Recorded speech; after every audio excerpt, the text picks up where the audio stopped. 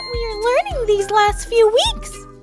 First, we saw an old picture of my mom when she was little, and I hope a bunch of you dug through your old stuff too. Then, we got to talk to a friend who loves God in Puerto Rico. Do you want to see something else I found? It's a tool belt.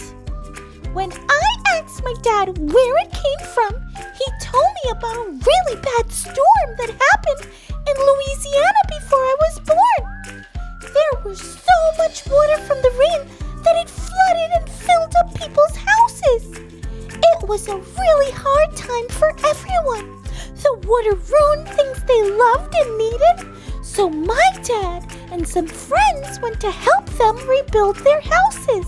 Louisiana is far away from New York. I bet that was a long road trip. They worked for days and days. I asked my dad why he worked for so long and traveled so far to help. He told me that we help each other when we experience God's love.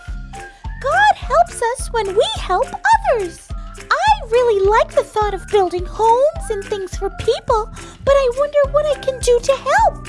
What type of work I can do for God. Maybe today's Bible story might help. It's time for our Bible story. Our story today comes from the book of Acts, chapter 1. But this book isn't about an axe, it's about actions, the things that we do. This book tells the story of the works of Jesus' followers who started the church, guided by the Holy Spirit. Our story for today finds those very followers facing a tough question. Do you know what Jesus' band of followers were called? They were called disciples. There were 12 of them, and each of them had an important role. Sadly, one of them, named Judas, made some bad decisions that led to Jesus being captured. His actions caused him to give up his role as one of the 12 disciples. It was sad, and it upset Jesus and all of the disciples, but they couldn't stay sad. There was work to do. After Jesus died and came back to the disciples one last time, they knew that the good news of God had to be spread everywhere. And in order to do that, they needed to find someone who could take on the leadership that Judas left. It was a big decision. They narrowed it down to two, Justus and Matthias. The truth was, the decision was too big for them to make.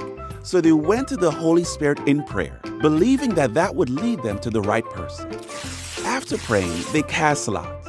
Casting lots was basically like rolling dice. But they weren't depending on casting lots to tell them what to do. They were depending on the Holy Spirit to make a call.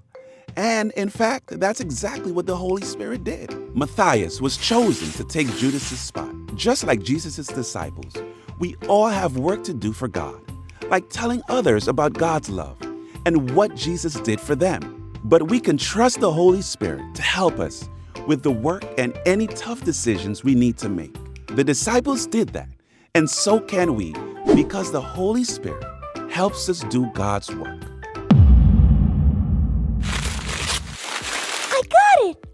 I got it!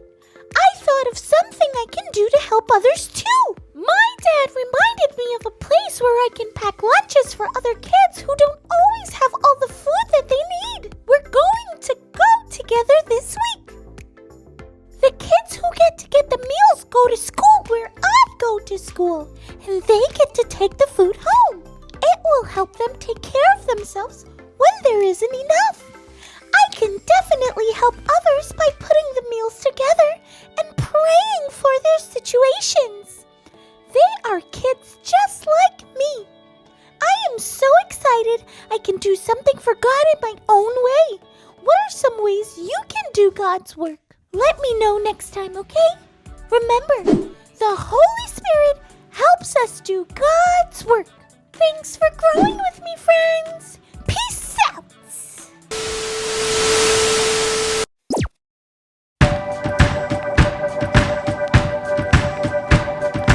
This